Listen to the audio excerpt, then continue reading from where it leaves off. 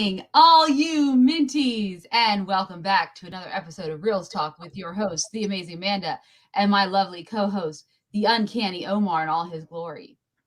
In all my glory, yes. How's it going, everybody? Thank you so much for joining us for our review of Thor, Love and Thunder. Correct? We should have a special effect sound whenever we say Love and Thunder. I thought we did. Like maybe I had a clapping of a thunderbolt. Yeah, something like that. So, yeah, this, in case you haven't seen it, we are going to be talking about spoilers. So, just, maybe come back after the show, after you watch it, to hear our thoughts on spoilers. Yeah. Because I think it's very important to talk about it, to break down the movie and see what worked, what didn't work for us, and things like that. Exactly. So, hey, Voracious Reader, looks like you're going on Sunday to see it, which is excellent. So feel free if you don't care about spoilers, feel free to stay in the chat and listen in. But if not, come back later and then hear what our thoughts are. Omar's opening his beer. I was going to drink beer, but then I was treated to a Diet Coke. And I'd rather just get cancer from the aspartame. Well, you know what's up. I love this. Yesterday, Jane is most likely going to come back as Valkyrie, right? Well, maybe. Maybe. We'll talk about our thoughts. I've got some strong feelings about this movie. Amanda and I went to see it yesterday with our family, and it was I think there were mixed emotions there from everybody.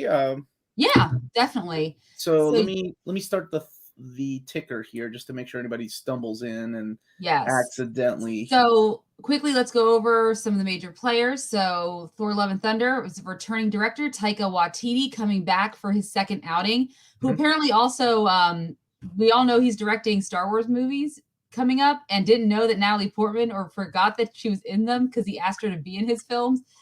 And that would be really confusing for a lot of people and a little scary if he didn't remember she was in the big prequels that we now are seeing like play out, with Obi-Wan Kenobi. Anyway, we've got Thor coming back. We've got Valkyrie. Jane has come back, or Jodie Foster, or Jane Fonda, whatever you want to call her in this iteration.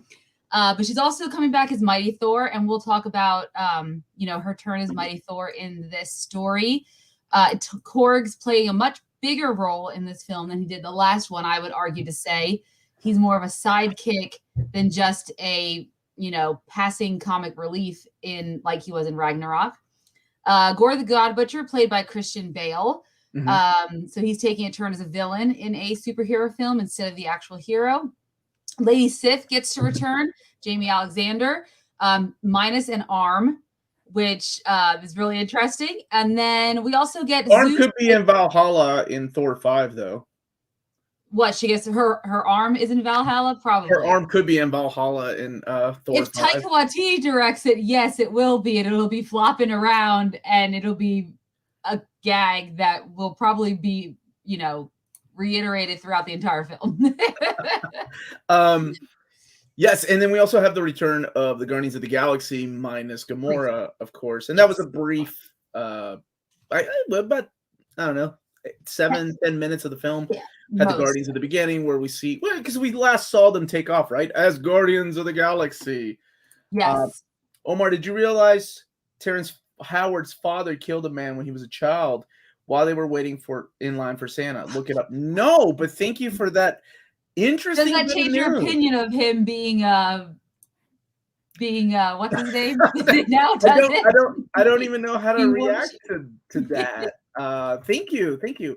Really quick though, I do want to say that we lost two big stars like in the last 2 days. James Caan passed away yesterday. He was such a big, phenomenal actor in Misery and in The Godfather.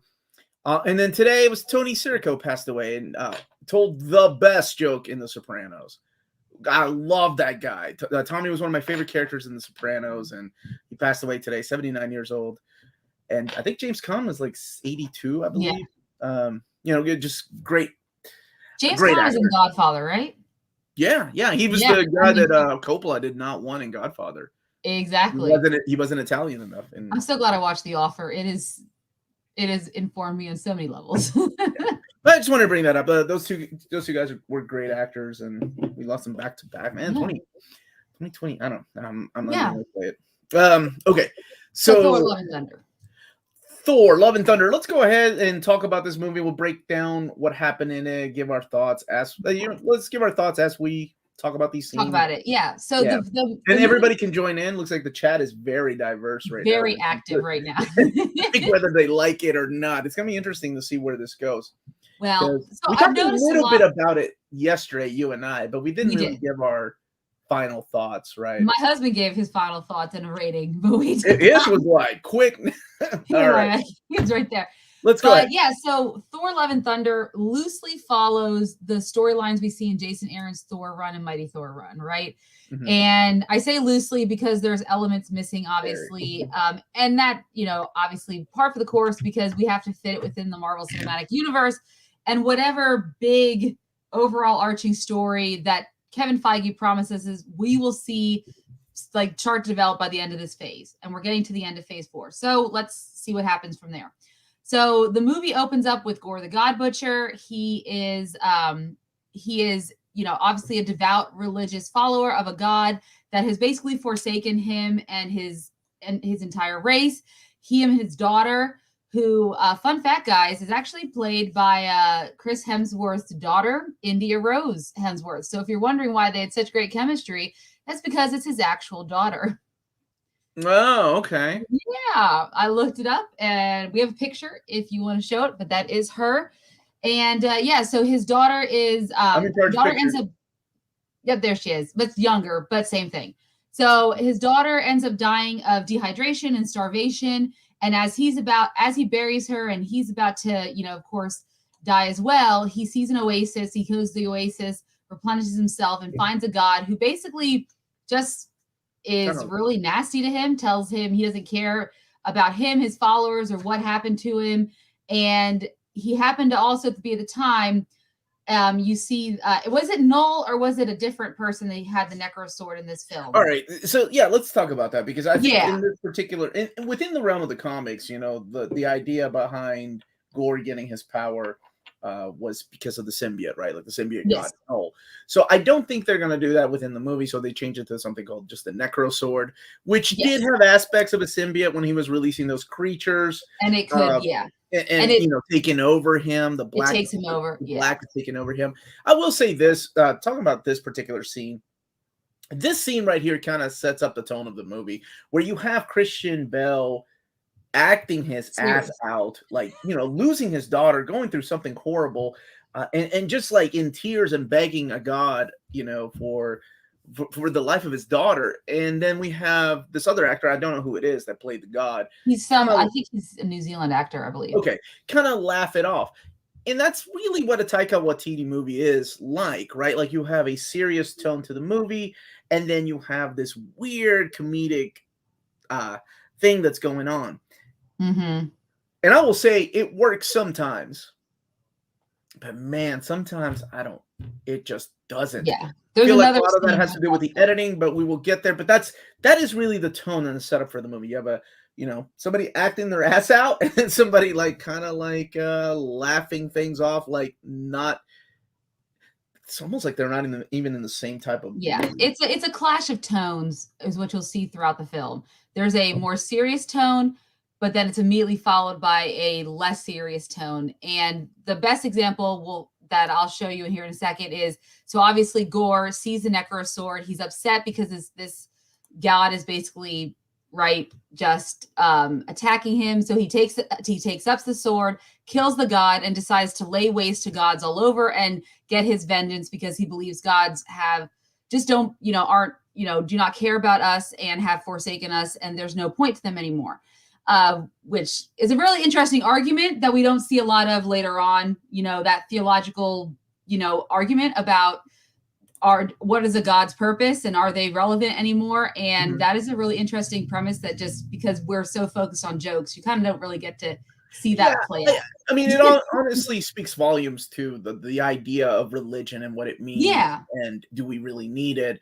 Gorr goes on this quest to go and kill gods because that's the way his vengeance is like. That's how you're going to quench his thirst for vengeance. He is going to kill gods. So I'm going into this. I will say, and Amanda has read both of these arcs too. I have. I love Jason Aaron, and I love these runs. Yes. Going into these movies, sometimes you got to go into it, objectively. Like you can't automatically think, oh, it's Taika Waititi, I'm gonna love it. It's got to be like, okay, new movie, let's see what happens. Because we've seen, Sam Raimi's Spider-Man 1 and 2, and then we go 3, and what the hell? So I wanted to go into it with a blind eye. I didn't look at reviews. I didn't look at anything, which is the way that I do most movies. Deep down inside, it's so hard for me not to forget the stories that this is based on, though, because they mean so much to me, and they're wonderful stories by Jason Aaron and Izad Ribic and Russell Dauterman. So, I was like a lot of people. I'm like, I don't like the look of Gorr. He looks kind of silly and looks like Voldemort from the Lord of the Except he has a nose. I'll give him that. Because a lot of villains these days, Vecna, Voldemort, we can go on, they seem to be missing a nose. And I think in the comics, the way he was drawn, he doesn't really have a nose either. So it's okay. I'm okay that he's like, I like the look of him, and it helps that Christian Bale is phenomenal. Yeah, but I will say, it's hard, but I still do it. It's like, okay, well, let's just keep going and see what happens with the movie. It doesn't have to me. To me, these movies don't have to be the comics. No, it does not. Sometimes that doesn't work. What works on paper doesn't work on film. But I still want to have the heart of what the story was trying to tell. And right? You kind of got that, I think, a little bit. Okay, so we fast forward to Earth, where we see Jane Foster, right? Immediately. They don't punch any. They go right for the action. They go right for her storyline. They don't try to hide it from us. We know she has cancer. That's just like the Jason Aaron storyline.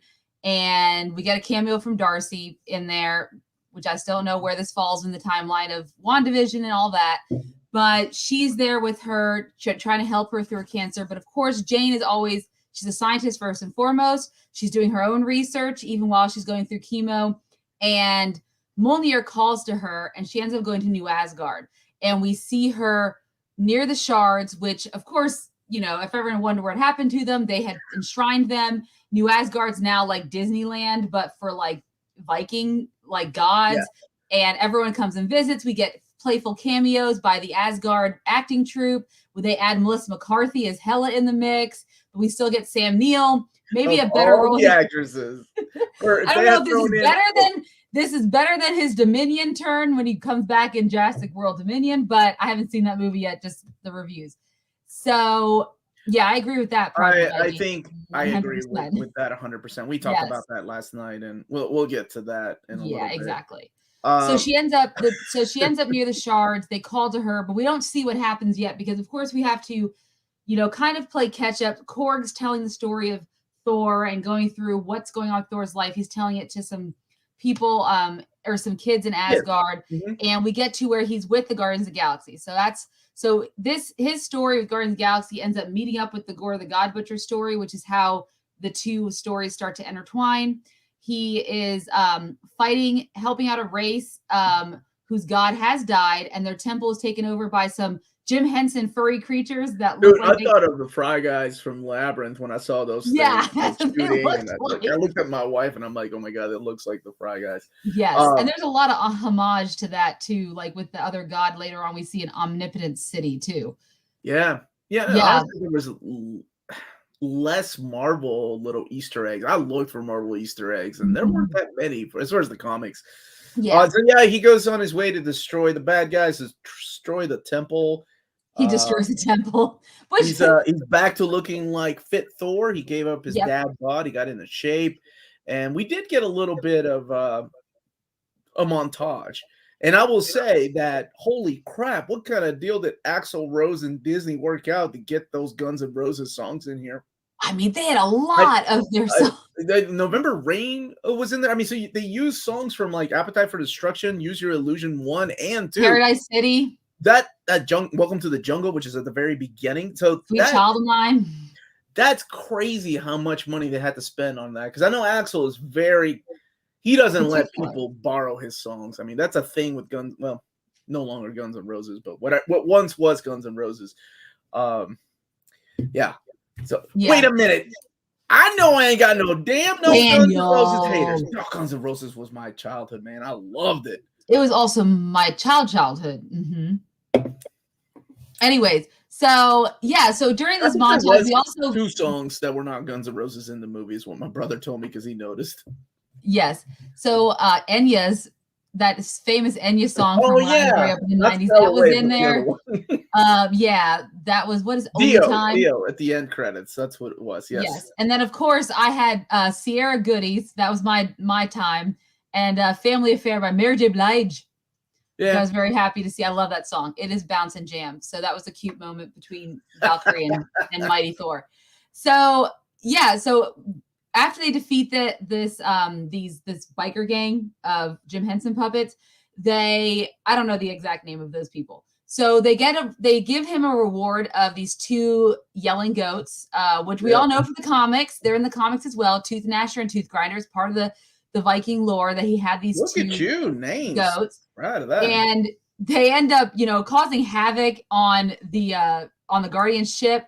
But of course, we don't really have time to really address any of that because immediately they start getting distress signals from everywhere saying that their gods someone's coming, the God Butcher, he's killing all our gods. And then he zooms in on one of them. It's Lady Sif, who we have not seen since Dark World, giving Jane the stink eye. Well, no, we saw her in Loki, but she was only a simulation in that. I think she was in S.H.I.E.L.D. too, but I stopped watching that show. Yeah, we saw. Yeah, so I don't even think Kevin Feige counts that in continuity. Anyway, ouch. So he of course has to go save Lady Sif. Of course, there's so many distress signals. Guardians like we need to split up. So him and Korg take the goats. They have a moment, and of course, this is all about there's the underlying theme with Thor about not being empty and feeling again and all this stuff. And of course, this is pretty much still the aftermath of Endgame. He's trying to find himself again. Thor's always trying to find himself. He did it in Ragnarok. He was doing it in the Avengers, Infinity War, and Endgame, and he's still on that path. I can answer this question. Guns N' Roses fits the movie, but 4 songs, why? I really do think that was the deal. Axl Rose was like, either Axl Rose's kids were like, oh my God, we love the Marvel movies. So Axl Rose was like, sure, you can use my songs, but you got to put at least 4 in there. Oh, yeah. You got to make sure a kid is a big fan of Axl Rose, has posters and T-shirts of Guns N' Roses. I haven't seen that kind of crap since, seriously, Terminator 2, Judgment Day. Like, wow. Exactly. I'm not kidding. I think that's exactly how that went down. So I guess good for Axl Rose for working out a deal with Disney. No, he's getting money off it. They must have paid out the woo. I know, right? So of course he ends up meeting up with Lady Sif, and this is another. Oh, hey, Gary Garloo, it's been a while. So this is an Axl. It was always Axl. Yeah. Well, they don't. Not usually. We agree sometimes. Yeah. But 8 out of 10. Not. Omar can't get his score yet. So we get to the Lady Sif part, and we see that amazing image from the comics, right? Oh yeah, as that ribbon giant god that's dead. Yes. And I'll be honest, I'll go ahead and say it. That pissed me off about the movie is that we have a guy named the God Butcher, and we don't see him butchering gods. We see the aftermath. Here's a perfect chance, and I don't know how many Lady Sif people there are out there, but here was a perfect chance of show her. I could have kill her off and then giving Thor a purpose, right? Because he did the same thing with the Warriors 3. He kind of just shook them off like, oh, they're dead in what Thor Ragnarok. I'm surprised she lived.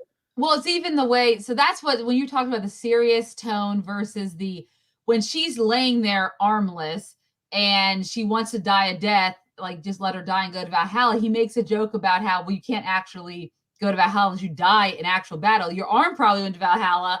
And it was just joking with a woman who, he admires, that even that gets a pass from me. But there are 2 scenes that I'm like, no, this is just. And so, weird. Yeah, it was just, for me, that was a weird part. But he does use that Lady Sif to, he realizes that they're going to Asgard. So he takes Lady Sif back to Asgard. And immediately, Gorr has already started attacking Asgard. This is where we start to see the beginnings of his plan, which makes sense or not make sense. But we're immediately brought into action. This is where we start to see the movie go bam, bam, bam. Like, yeah. not missing a beat. Like, oh yeah, and there's so many weird transitions in this movie, and I feel like this is one of them. We go from there, we go to Asgard. There's no buildup, and then all of a sudden, Thor, is reunited with Valkyrie. She's on a yep. horse. She's on her winged horse, and then we see somebody with the power of thunder, and Thor's like, "Who's the new guy?" Yeah, and he sees that they're wielding like the new guy. Yeah, and he's wielding the remnants of Mjolnir, and he's like, oh! And of course, this starts this love-hate relationship, this jealousy between Stormbreaker and Mjolnir, and the hammer and the axe are having their own issues. But of course, this introduces Jane, and there's no, in the comics, it's a while until a lot of the other characters find out it actually is Jane. It's not even like a beat. She takes her helmet removed, and we know it's Jane Foster, and he knows it's Jane Foster. And yeah, that's in that final scene there. But they're fighting these shadow monsters that he's brought out, that Gorr's brought out from the Necro Sword, but it's all a distraction so that they can go in and capture all the kids in Asgard, and he takes them away. So now all the kids in Asgard, all the godchildren are gone. And of course, this means that it's up to our foursome, Korg, Mighty Thor, and Valkyrie and Thor to actually go and find the children. And we also discover that Heimdall had a son, and Heimdall's son has the same powers as he does, so that he can like enter and kind of do vision talking. Is that what I would term it? Vision talking. Sure. Vision talking. That sounds good to and me. He's like, so Thor's able to like talk to the kids. So we see some Thor interacting with the children and things like that. Which is definitely not the direction I thought this was going to go. So of course they need to find some other gods to help them, because obviously the gods should be invested in their plight. And they go off to Omnipotent City. Wow, can I say that right? Yeah. And they want to talk to Zeus and beg him or plead for him to help gather an army. So they go to Omnipotent City. This part I both liked and disliked. Yeah, I like the idea of Thor fanboying over somebody like Zeus, right? Lightning, thunder. Hey, I kind of, got a lot of inspiration from you. I dig that. Yes. I thought that was a nice little touch. What I did not like was Russell Crowe's portrayal of Zeus. What? Like, it feels like, and it feels like a lot of the movie like this for me, that Taika said his directing was like, okay, be funny. And then some people some people are gifted with that, and other actors need a lead. So it feels like hey, be funny. We have an open script, do whatever you want. Portray him in a goofy way with a Greek accent. I assume that was a Greek accent. I don't know. I still thought it was more Italian than Greek. I know there could be close, one could argue, but it was but it was just what's happening here? And then we get the scene from the trailer. I got that. You want to be in charge of that? Where he flicks too hard, damn it. And we get to see the tattoo. It's not a good picture, but it's like rest in peace, the Loki, best I could find. like that, which is so stupid. I did appreciate the fact that we did not have Loki in this movie. For once, we don't have Loki in a Thor movie because Loki's too busy filming season 2 of his own show. Well, good, yeah, that's exactly, yeah. Yeah. So yeah, here, Thor is begging for help while the other gods are laughing him off. He's like, look, there's this God Butcher. He's coming to kill all of us if we don't do something. We have to do something. And the important thing that happened in Asgard is he took all the children. So he's like trying to lure Thor to him. And none of the gods want to help him. Thor. You know what would have been really good here when Zeus said that he can't enter Omnipotent City, it's impenetrable. Wouldn't it have been great for him to actually have entered it and really mess everything up? Well, I'll be honest with you. When we saw the trailers, you remember? I thought that's trailer. I was like, I want to see him go in there and just rip all and completely like just start massacre, right? Like, and then it has to be, well, anyways. Because the thing about Ragnarok that I enjoyed so much was that it was multi-layered. Yes, there is a layer of goofiness to Ragnarok, but underneath that layer is this character development of Thor, learning to let go. He just lost his father. He doesn't really know who he is. Also, him and his brother coming together too. It's this wonderful arc of that's happening underneath all the goofiness, all the stuff. And it feels like with this, I remember talking to you about this yesterday. I said it felt like Thor 2. I'm not saying it's Thor 2 bad. Well, maybe, I don't know. I'm saying it's linear like Thor 2. We have a beginning and we have an ending. We don't have this big, massive thing that happens. And I know I don't need that for every movie, but I've come to expect it. And I don't know if that's my fault or if that's Kevin Feige's fault or if that's the MCU for just building, having these expectations for these things. Yeah, so in the process, Thor's like, okay, screw you. We'll take your weapon. And he kills. I come back later. He kills Zeus. He didn't really kill Zeus, though. He comes back in the end credits, and they don't explain, okay, so this is what confuses me, because in the comics it's explained they're not really gods, they're alien beings. In here, Asgardians are not gods, they're aliens, because they can die. Yes. But did they go to this chamber? Are those real gods? Or, because Zeus didn't die, he had a hole through his chest. But he's still alive. We know that Loki died. I know he's not technically a god, but what makes me mad is instead of that stupid scene, instead of all the gods, those kind of things, I wish we had seen more Christian Bale, because that's what the movie is about. It's about him, and I wish we had seen more Jane Foster. But instead, we got to keep moving with the movie. I don't know who the hell edited this, but yeah, Manny said that he wanted to see like Khonshu and other Egyptian gods. I was surprised we didn't get a cameo from. Did we see Ra at all? I thought maybe we might have seen Ra. Honestly, I was looking for things like that. The only thing I saw was the Living Tribunal again, the Watcher, and so many Celestials. I'm so tired of seeing Celestials. I think I'm ready for the Celestials. I also saw this guy, Bao, the God of Dumplings. Okay.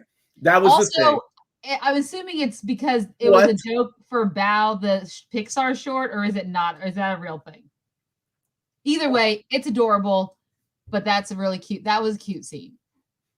I don't think some of you actually watched Dark World. Ooh, Dark World was bad. We actually did a Was It Really That Bad? Was it really that bad? So if you haven't, we did a Was It Really That Bad episode for those who've never seen those episodes before. It's where we watch a movie a superhero movie that was poorly rated, and we go back and watch it and see, does it deserve the hate that it received? Sometimes they do. Sometimes we're like, it wasn't as bad as what the critics make it out to be. And of course, it's all a personal taste too. Sometimes people really enjoy movies that others are critically. There's lots of movies that I love, like Lady Hawk. I will stand by Lady Hawk. I know that movie's crap, and I don't care. All right. So now Thor and his gang are like, all right, we're out of here. Well, they need to get the lightning bolt. They steal the lightning bolt. They need that. They think they can use that to defeat him.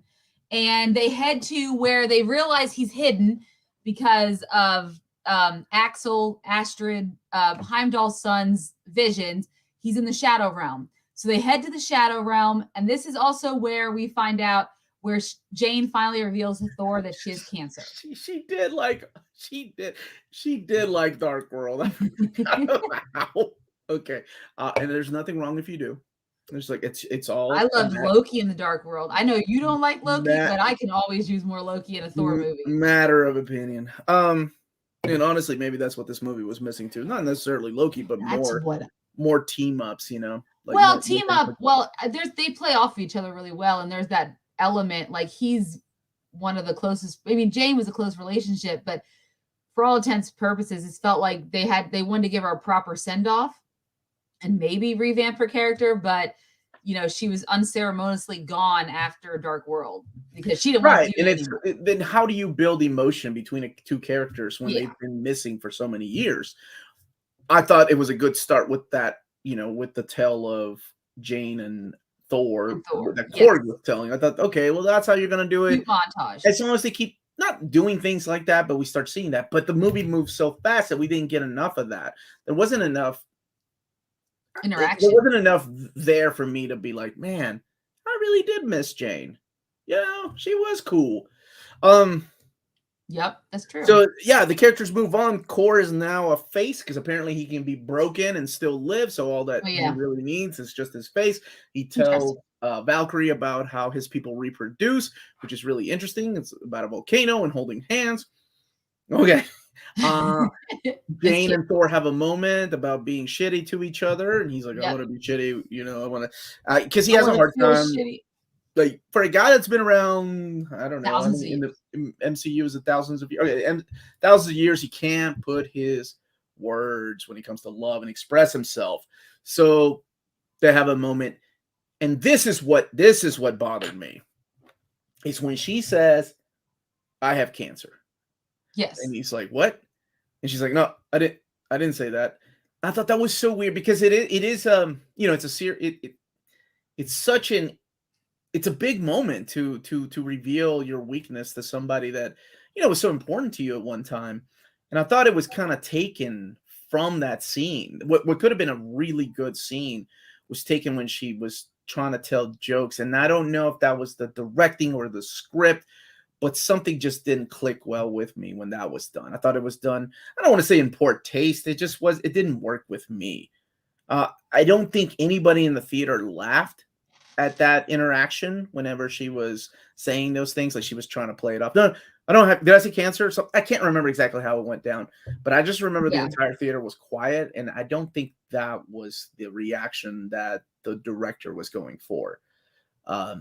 So it kind of surprised me, honestly, because Taika can do a good mix of comedy. I mean, God bless. Look at oh my God, the bunny movie. The come on, Amanda. What was it? Not Oh, Jojo Rabbit? Jojo Rabbit. Oh my Oh, yeah, God. no, that's a fabulous film. Right? Like he But can do that. but And he's it trying to surprised you me have to that cram in a lot of story and mythology here, which he didn't it have to do with that movie. it just didn't work. It didn't work for me. I don't know. It might have worked for some people here, but it just didn't work for me. I thought it kind of fell flat. Um, man. So Yeah. yeah, she Wait, tells him this I very hope important thing. Orvato's not telling me I'm a Snyder bro because I dislike the Snyder movies like I'm two the one that liked the three. Snyder Cut. I dislike Amanda and them. Maddie hated it. I loved it. I have an Avengers tattoo. My only one and only tattoo is of the original sixes saw the stars when they got that tattoo. That is the tattoo I have. I have a I'm a tattoo of Marvel Zack like Snyder on this shoulder you and a do tattoo not liar. called Anyways, #Snyder Bros on this shoulder. No, I'm just kidding. But yeah, so we I like Justice League Snyder Cut. I thought it was good. But anyway, fine. back stop it. Back to this movie. Back to this movie. So we do make it to the Shadow Realm, which is really cool. I love how it goes from all color to everything's in black and white. I like Yeah, the very Sin change over. City. Lots of use of green screen, but you're Very in the nice. movie. You're supposed to lose yourself. I'm okay with that. Yeah, Like exactly. visually, I thought it looked cool. Except the Exactly. color was like Jane using her powers. That was colored. So Yeah.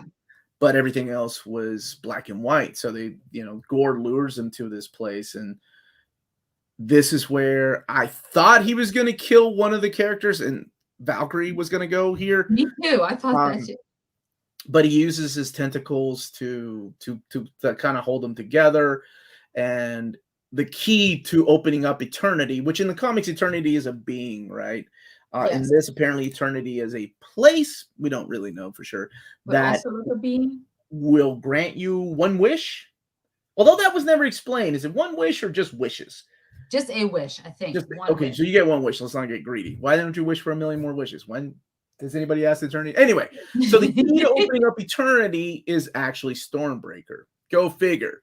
So the whole plan was to take Stormbreaker from Thor. And they figured that out. So Valkyrie gets wounded.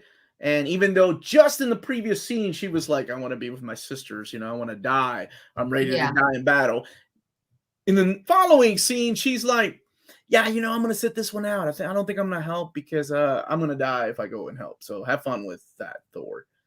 And, yeah, that was interesting. and Jane is in the hospital because she has cancer every time she uses Mjolnir. By the way, we didn't talk about this, but I thought it was awesome. When this never happened in the comic, but when Mjolnir breaks apart and the pieces just shatter and attack, that is really cool. Visually, that was really cool. I thought that was a really cool touch. I like the use of the hammer that way. That was awesome. Yeah, that was nice. Yeah. And this is, you also learn that the reason she can't pick up Mjolnir is because Thor talked to Mjolnir and was like, you got to protect her. You got to make sure you watch her. That's why she's able to pick up the hammer. I don't know how I feel about that as opposed to her being worthy of picking it up. Yeah.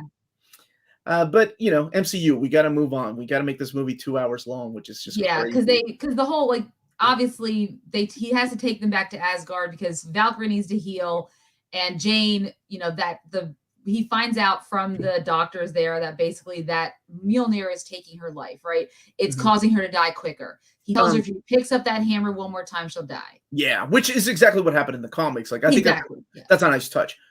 Because you got to make decisions. You pick up that hammer, you keep dying. At one point, I could have sworn I saw the head of shape of Galactus. I did too, James, but I think it was just eternity, like the back part of eternity.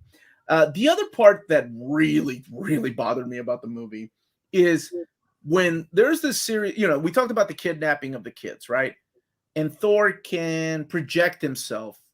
I didn't even know he could have using the Heimdall. It's the Heimdall. Oh yeah, he uses okay. Remember that happens in Ragnarok where he was there with Heimdall. Yeah, with Heimdall. Yeah, remember that? Right. Yeah. So it's not a thing they just made up. It happened. So he can project himself, and he's talking to the kids like, "Hey, everything's gonna be fine." And this was so just out of character almost for Valkyrie to start tickling his nose as he's trying to calm the kids down because they've been taken to this, you know, the shadow realm. They're, you know, freaking the hell out. So Valkyrie's like tickling his nose and he's like doing this. I'm like, I don't know. That's kind of a dick move, Valkyrie. Like, why would he have the character do that? That doesn't make any sense. Well, and they're worried about the children. Yeah, it's a point where they feel like they have to have a joke or something funny happening in every scene. We just can't have him just trying to calm the kids down. Because I think that was right after Gorr even came into the cell that he was holding them in and had that weird creature and had chopped his head off because they were telling stories about Thor chopping the head off of Thanos, and he threw the head at them. And that was terrifying because he's terrifying. As a child, I would have been terrified of him. But then that was, it takes you out. Like, he needs to be serious for one moment to get those kids calm down. And in that scene when Gorr is talking to the children, I thought that was a really that's again Christian Bale just acting in all kinds of rages. Because you know technically the villain could be one dimensional and be kind of like what turned out with Christopher Eccleston. Malekith for sure. Right? But the way like his facial expressions are. If I was a kid and putting myself in that scene, I would have been freaking the hell out. This white creature dude talking to me and just smiling, but looks like he's about to crack down and cry. Oh man, yeah, he was so good in that. Again, they should have used that more, but instead we gotta go. I don't know. Okay, so yeah, Valkyrie and Jane Foster decide to sit out. You know, Jane's like, okay. You go save the kids and go kick his ass. Thor goes back and faces Gorr by himself. And exactly. In this scene, this I don't know where this came from. I guess he must have learned this while working with the Guardians of the Galaxy. I'll just say that. Where he's able to give everybody, all the kids, his power, right? Yeah, for a limited amount of time. Yeah, for a limited amount of time, he's able to give the kids power, and it kicks in with November Rain. Not the slow piano part, but the kick-ass riff of November Rain, which is the best part. You know, the one I'm talking about where fucking Slash goes out in the middle of the desert, starts just slaying on the guitar while his boy's getting married to the guy. Man, that was a long video. That music video. But anyway, I love that music video. I love that song. Me too. But yeah, these kids are like, out there kicking the crap out of these shadow creatures, sure, whatever. And Thor has a big fight with Gorr, and he starts losing. Yeah, and he starts losing. It's a great fight too. I like seeing the kids fighting with their powers. Even the little girl, her bunny, and she used the lightning powers on the shadow monsters.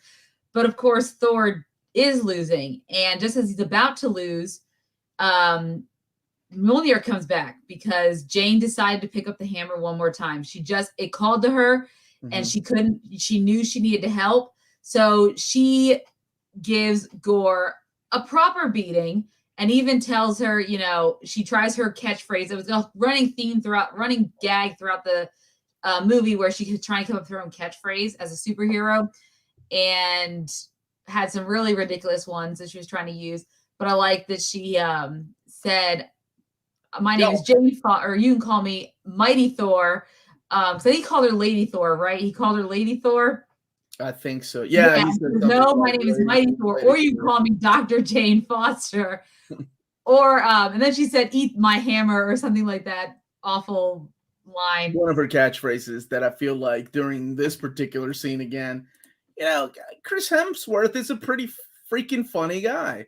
Super, yeah, so he's really good. I feel like during this scene, she's trying to feed off of him with her own little quippy lines. They just don't work and they fell flat. And it's not like I feel sorry for, Natalie Portman. She's a gorgeous woman and very talented, but I think in movies she definitely needs direction. She can't just be there with an open script like, oh, it's Did she say it's hammer time or catch my hammer? Is that one of the catchphrases? Eat my hammer. Eat my hammer. Okay. Yeah. But well, she does like an SNL skits. I think with like she had some. That was funny, the rap, but I think that was written for her though. Yeah, it was. And I think she had probably some direction on even like during the live skits because she was fairly funny in those SNL skits she did back in the day. I agree. Andy Samberg and Lonely Island. Yeah. So of course, that last use of the hammer though, and of that lightning that she summons, she has taken everything out of her. Gorr's able to, open up the portal to eternity. He's there at eternity. He's dying. Thor goes to I couldn't find the actual image from once it's opened, it looks like eternity. It looks that's like immediately what I said. I was like, that's comics, man. Oh, absolutely. It's very Steve Ditko, Eternity was a big character in Doctor Strange. Yeah. The Eternity War. But yeah, it was a statue up until then. They open it up, and this is where, they have their final showdown. Thor is there with a dying Jane Foster, and Gorr gets to make his one wish. Yeah. Go ahead, Amanda. No, yeah. So they so basically the Necro sword's been destroyed by Mjolnir.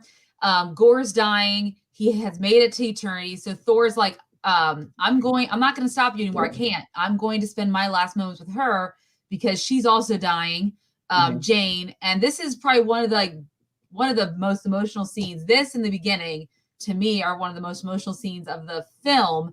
Mm-hmm. And Gorr, is basically like, talking about his daughter and even Thor's like, you could wish to have your daughter back instead of killing. Which makes no sense. Why didn't he do that? From the beginning, like, why wasn't his whole quest was to go search for his daughter? Because I know in the comics it was the God bomb that would destroy gods in every time stream. That was the whole big thing that he was trying to do, right? Mm-hmm. But in this one, it was all about him getting to eternity. So when he's faced with that choice, he makes a choice, and eternity then becomes his daughter, and his daughter's reincarnated. Right? Is it as eternity, or she just is reincarnated? I just assume she's brought back to life. Okay. I mean, later on they could be like, oh, she's got eternity powers, but clearly she has powers that he didn't have. Whatever fits the narrative and whatever workaround they want to do for the next movie to explain she's got powers. Exactly. And then Jane disappeared. I thought that was interesting that she died that way. I was a little taken back. Like she's dying of cancer, right? So she actually has a beautiful death. I thought very beautiful. Beautiful in the sense of visually, right? Like she turns into little gold dust, and kind of like Endgame. But not a little bit. Not awful, just a peaceful death. So yeah, that's how she dies in his arms. And my wife was crying. Were you crying? Did you cry? Oh, I cried. Yeah, I cried at that. Well, between that and then just seeing Gorr, his daughters, there with him, and he asked Thor to take care of her for him because he's still dying. So there's another theme that we find out that kind of runs. Gorr and Jane have these parallel things going on where Mjolnir is, when she takes control of Mjolnir, it's taking her life force, right? The same can be said of the Necro sword, and Gorr actually mentions they have this same kind of connection where there's something that's taking their life from them, that's eating them from the inside out. And that's why he's dying from the Necro sword, right? So they're having the same theme that the two of them are also having going on at the same time. So of course he dies. And then we get that is a really good point. Visually, that's exactly, thank you, Hayden. That is how he died. That is how he died. So that's how gods die and they end up in Valhalla, I'm guessing. Yeah, but I what don't about remember how. I didn't Heimdall? remember. Heimdall's just there going, I'll send Hulk. Well, we didn't get to see him die because immediately we just saw Hulk going to Earth, and that was Good it. point. Thank you. Yeah, Thank you, Hayden. but that's a really good point. I did not cry. I did not. I did. And it's weird because like I feel like I should have, and it's not like I feel guilty about not crying. It was just that the connection wasn't there because they didn't build her up enough to have this. She's been missing for years from the MCU, from part of his life. And I get it, reconnecting with an ex is great, but it wasn't like they had the greatest chemistry on movies, like to begin with. They had better chemistry in this.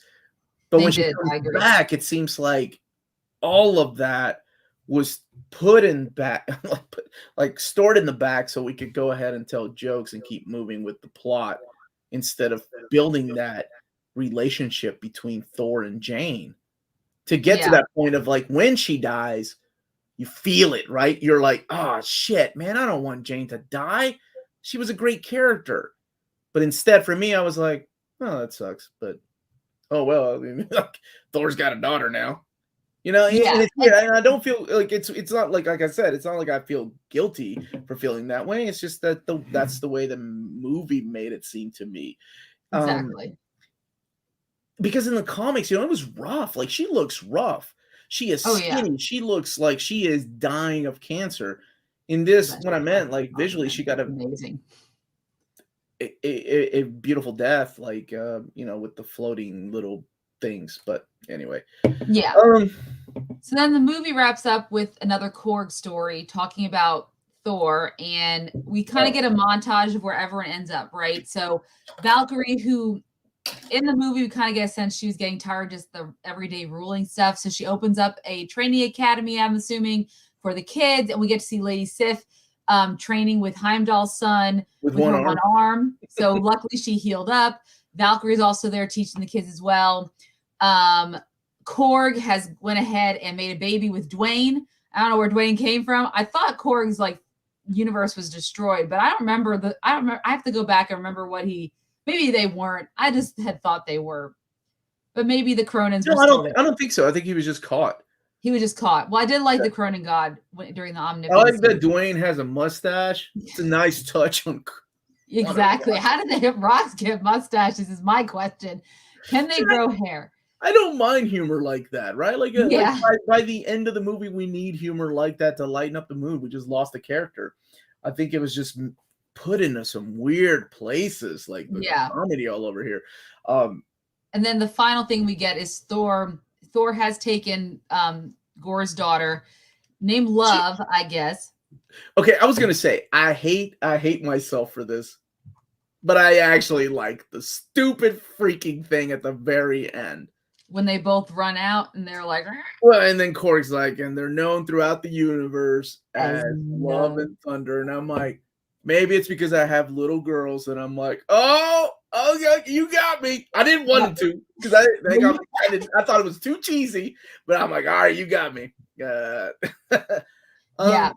then we get some after credits, which one I'm very excited about because if Taika is building a trilogy, his own Thor trilogy, then the third movie will be some kind of War of the Gods, which Well, so on that note, Taika said, so basically in the first mid-credit scene, we get Zeus recovering from his wound. So Thor did not kill him, and he basically wants to wage war and vengeance upon Asgard, and he's talking to someone. Turns out it's his son, Hercules, which I think I was in the audience. I was really loud because I was like, wait, what?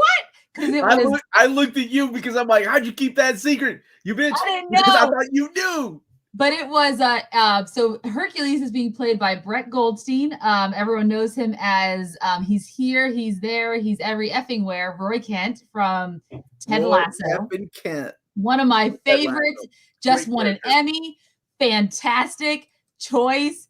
So I looked it up about this, and apparently it was Kevin Feige's choice to cast him. And all he said is he asked Taika to please do this end credit scene and to cast Brett Goldstein as Hercules. So I don't know if Taika has anything prepared, but there's some vision that Kevin Feige has. Maybe Taika Waititi will be involved in it. And it could be where, we're introduced to Adam Warlock in Guardians 2, right? And that was 2017. We're going to see him for the first time in 2023. Now, of course, I know we had a pandemic, but still, we had a lot of movies in between that time to see where they're introducing a new character, but we don't see him show up for many movies later. The same could be said of Star Fox when they decide to introduce him in Eternals. Or what was the other one? Oh, Cleo introduced at the end of Doctor Strange 2. Pip the Troll. How are we forgetting about Pip the Troll? Oh, and Pip the Troll. But these are like new, instead of like introducing a way to connect it to the universe, like maybe showing a preview of what's going to happen in Wakanda Forever or Ant-Man and the Wasp and Quantumania. We're getting these new characters that are being introduced to create a larger universe. But it may be like, we're talking 4 or 5 movies to actually see those characters again. So I don't know if Taika will have anything to do with it or not. It's just what Kevin Feige wanted, which is interesting.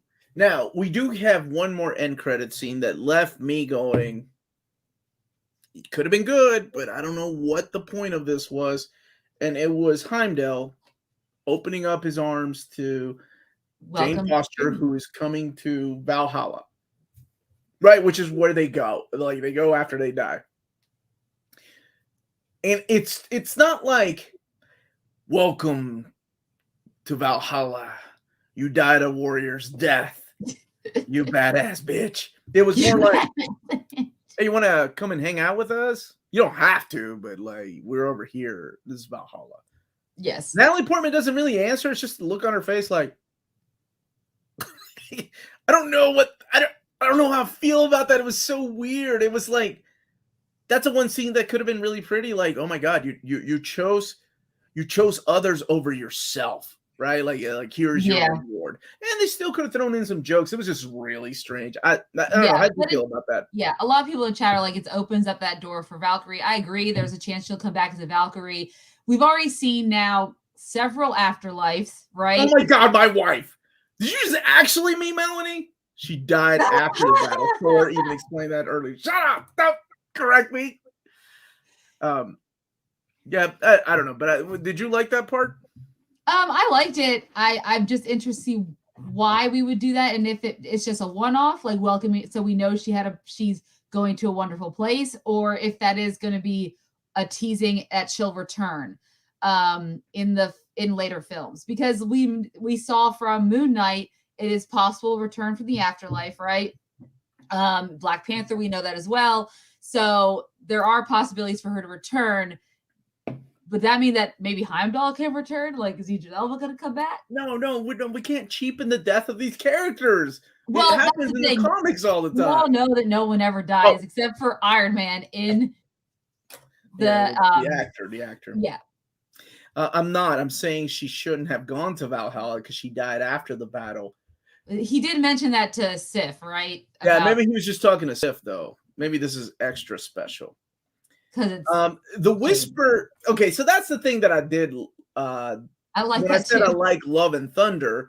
I'm like, oh, I was expecting him to say her catchphrase when she whispers, like, "Hey, I found a new catchphrase," and she whispers in his ear. That's what I thought it was. So I was surprised that he didn't. We'll probably hear it if she returns to a later date in a movie. Don't we know Natalie Portman will return in the female Avengers movie that was discussed in 2020? What? There's a I don't know that. I don't know if there's one happening or not, but okay, yeah. Eric, you got me here. To me, Jane entering Valhalla makes sense, and it will come back around when Thor eventually dies. That reunion will break us all. That would be kind of cool. Because, I mean, if Thor dies at the end of this trilogy or whatever it is, whenever Chris Hemsworth is done with the character. Quintology. Sorry, I meant the Taika trilogy. The Taika trilogy. Yeah, I don't know what's going to happen with Thor. I mean, as far as I know, Chris Hemsworth. Okay. She died battling cancer. Okay. Instead of dying in the battle. Okay. She still battled something. Good point. I'll go with that. All right. Yes. So let's talk about. So we've kind of given our thoughts throughout. A lot of thoughts about this movie. The film. So, Omar's talked about how it feels a little rushed. A lot of people in the chat kept saying it was supposed to be a 4-hour movie, and you could definitely tell they had to cut a lot out to, I guess. Why do you think that? Are we going back to the mentality of, hey, we need to make our money back? We need this movie to be shown at least 10 times in the same theater. Is that the mentality we're going back to instead of having these big, long, epic movies? Well, they definitely can't have a 4-hour movie, that's for sure. And I think they can get away with Endgame being a 3-hour movie, but these standalone stories, I don't think that Feige and company want them to be as long as what Endgame is, because Endgame has a lot of different characters to follow and plot points, right, that they want to follow. So, and story arcs. So that would make sense for that movie to be a little bit longer, for example. Whereas this one, it's only following Thor, so I can see why they'd want to cut some things out. I know they cut out, I'm sure you all have read about Lena Headey from Game of Thrones, Sparta, I Am Sparta, whatever, 300, etc. The Sarah Connor Chronicles. She got sued by her agency for commission for filming something for Thor: Love and Thunder. A lot of people speculated she was supposed to be playing Gorr's wife. They cut all of her scenes out of the film. So in my mind, that means that Gorr's story, there's probably more to it, because I did notice like we were missing a lot. Like we got Gorr's backstory, but it would have been cool to see it a little bit more and more throughout, right? A little bit more of it throughout. Because that's what we did even with Thanos. You'd see a lot of like backstory here and there. But it was beginning and then we saw him fight. Fight. That's what I meant by like Thor Ragnarok having multi-layers to it. Would have been nice to have a serious tone, and then the jokes would have landed better, I think. I don't know. If we had this serious, almost like a horror movie of this guy just going around butchering gods. I think it would have been cool. It would have been cool to see that him actually, obviously within a PG-13 rating, of course. They still could. I mean, there's some magic they can do that with PG. I've seen horror movies in the past that have been PG-13, and they're still solid. I don't know what I mean. 4 hours definitely would have added to the whole Thor and Jane Foster story arc. Yeah, and now what's I'm sorry. Chris is saying when rumors come out about films being 3 to 4 hours, they need to understand that's before the actual editing process starts. Every movie starts at 3 or 4 hours. Oh, of course. But I think he himself didn't he himself say that there's a 4-hour movie in this? Like the director, Taika? I think so. Beast Laz said, Taika said in an interview that, Sorry. Go ahead. No, Beast Lad said that in an interview, the first cut was 4 hours, not before editing. Wow. So the first cut before they had to cut it further was 4 hours. So they probably had to cut a lot out of it. I think even Hayden said that there was some Jeff Goldblum cameos and a Peter Dinklage, which, yeah, I mean, seeing Peter Dinklage, his dwarf, come back to, oh, that's right. David Stormbreaker and Mjolnir and everything. That would have been a great place for Gorr to come and do some heavy duty killing, and to see Jeff Goldblum maybe bite. I don't know, the bullet. Then the goat screaming for the 8th time wouldn't have gotten on my nerves as much. Yes, that was the first time got me though. I did laugh a lot. The first time made me laugh, and then I was like, all right, the gag. I get it. There's a lot of running gags that just kept going on for too long. Yeah, the whole thing was Stormbreaker and Mjolnir. I thought that was going on too much. But I think what happened was it was going on too long because the movie kept moving forward. There weren't any cuts. If you had taken cuts and put them in between those particular scenes, I think I would have appreciated it more. And yeah. All right, so let's break it down here. Man, I've talked a lot about this movie a lot of things I did not like. Yeah. Things you liked, Amanda. What did you like about this movie? Yeah. So for me, I really loved Christian Bale's portrayal. I was worried that it really could have been a Malekith situation. Because even Kate Blanchett with Hela, she was very formidable and she did a great job in that role. But I did like that when Christian Bale was on screen, he brought it with every ounce that he could. That man is a wonderful actor. Even if, rumors are that he's difficult to work with. But I really enjoyed every scene that he was in, and I wish we had seen more Gorr, because it would have made him more menacing to see more of him throughout the film, and it would have really hit home better when we hit that final battle. I really liked seeing Natalie Portman as Thor. I enjoyed that. I would have loved to see more of it, and maybe we will. Maybe not as Thor, maybe as Valkyrie. And what else did I really like about the film? Yeah, Chris. I like some of the interactions with the cast that they had. I did think there were some cute scenes with Valkyrie and Jane with the music of My Generation. That was cute with her little speaker. I enjoyed some of those bonding moments they had when the movie kind of slowed down just a little bit, and you got to see them just interact, and it's just kind of talking about something where it's not all about jokes, but getting a little bit serious and having a conversation. And I liked that a lot, I guess. But other than that, I was hoping, I guess I was hoping for, a little bit more of the story, not to be Korg just constantly talking and reiterating things for us and telling us stories. And so maybe there's too much of that going on for me. Let's stay on the positive, and then we can talk about the things we did not like, which we've kind of been doing throughout the whole thing. Well, you know me, I love me some Guns N' Roses, so come on. Well, it was a great soundtrack. About it. And the way it flows into the score was great too. Great. I like the opening riff to the MCU, the Marvel logo. I thought that was a really nice touch. I like the fact that we started the movie with this dark tone. I mean, this guy is losing his wife. There is no intro. There's no quip. It's just setting the tone of what I thought the movie was going to be. And it's this Christian Bale with his daughter holding her in the desert and holding her dead body. Holy crap. I was taken back by that. Hey, Chris Hemsworth. Oh my gosh, it's a different Thor than the comics, but I love him. I think he's great. He's very charismatic. He's funny. He's got great comedic timing. The guy is built like a freaking god.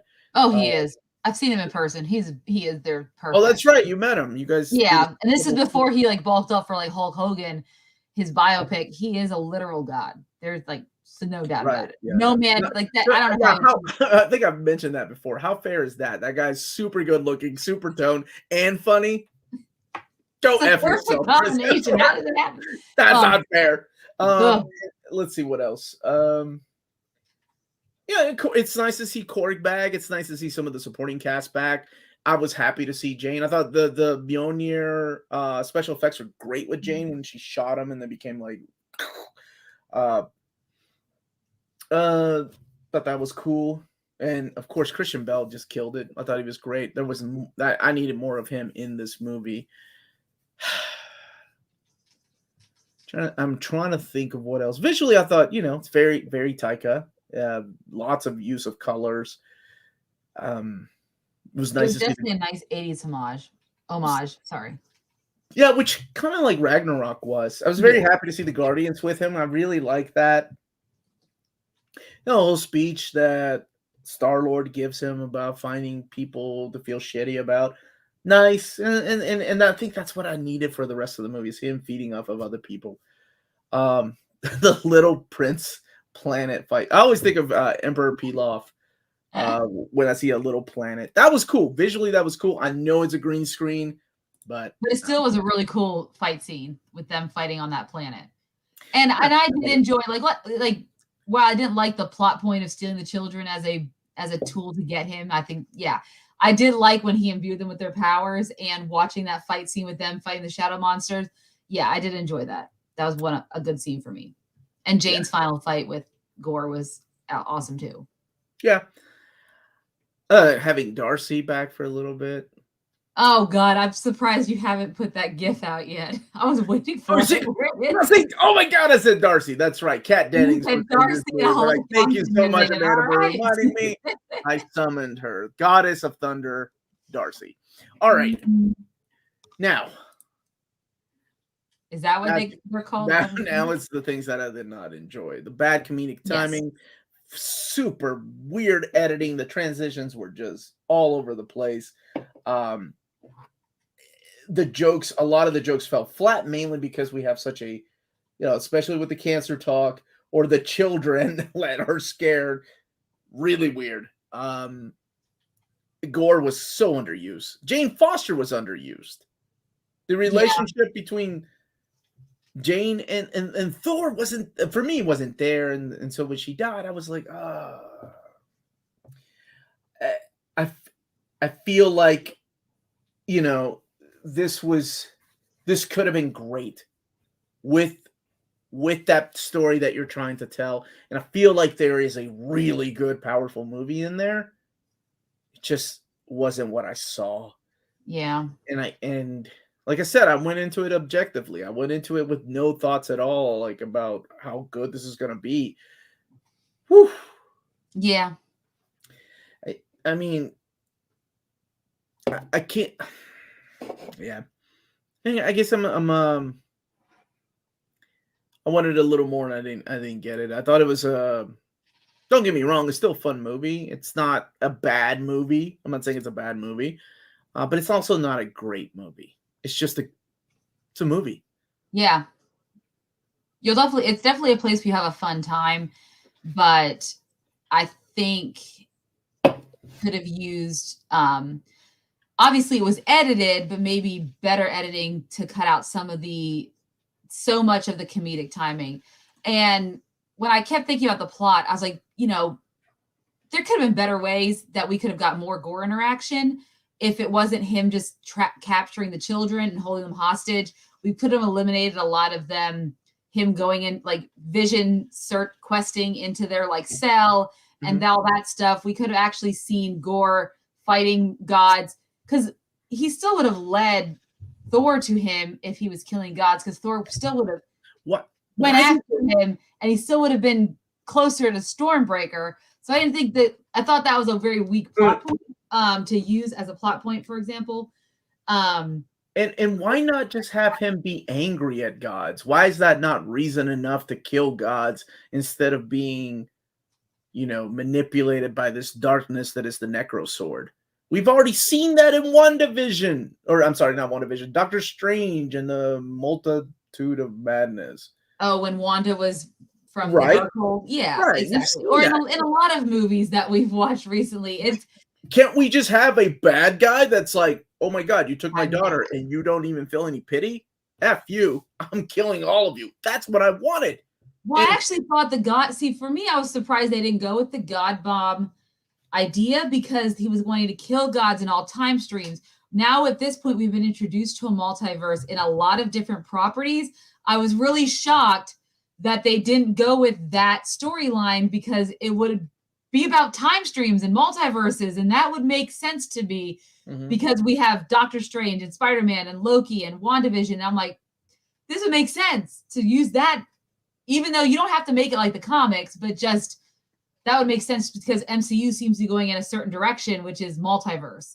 So I was interested I was really interesting to me why they didn't choose that route for this particular movie, because we already know, with her talking about wormholes in the beginning and how space folds in on itself, right? And she mentioned Interstellar and things like that. So I was like, oh, this is where this is going. Excellent. Wasn't that not like that's what I mean? I think there's a good movie in here, because you have this woman of science that's like, fantastic. I have stage 4.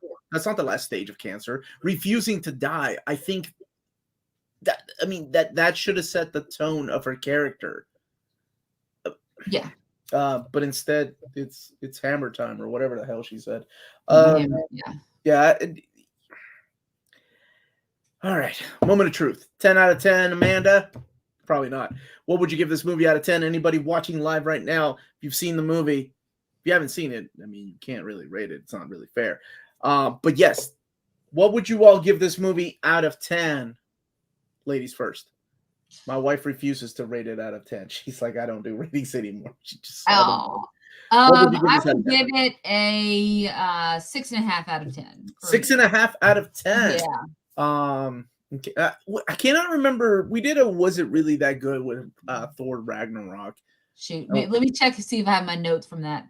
Do you? Okay, if you do, let me know, because I remember I love Thor Ragnarok. I thought Thor Ragnarok was that perfect balance of let's do something wasn't different. really that good, right? Of Thor Ragnarok. Yeah, it was a. Was it really that good? Yeah, because it is rated really high. To me, it was one of those like, let's take some chances, let's have fun with the characters, but let's tell a good story too. Yeah, 6 out of 10, and that's mainly for the there are some great actors in here doing what they can do with the script, and I think Christian Bale is definitely one of them. Completely underused though. 6 out of 10. And I'm sure I'll watch it again. I have no idea what the critics are saying. I have no idea if everybody's loving it, if I'm like being too harsh. I don't think I am with a 6 out of 10.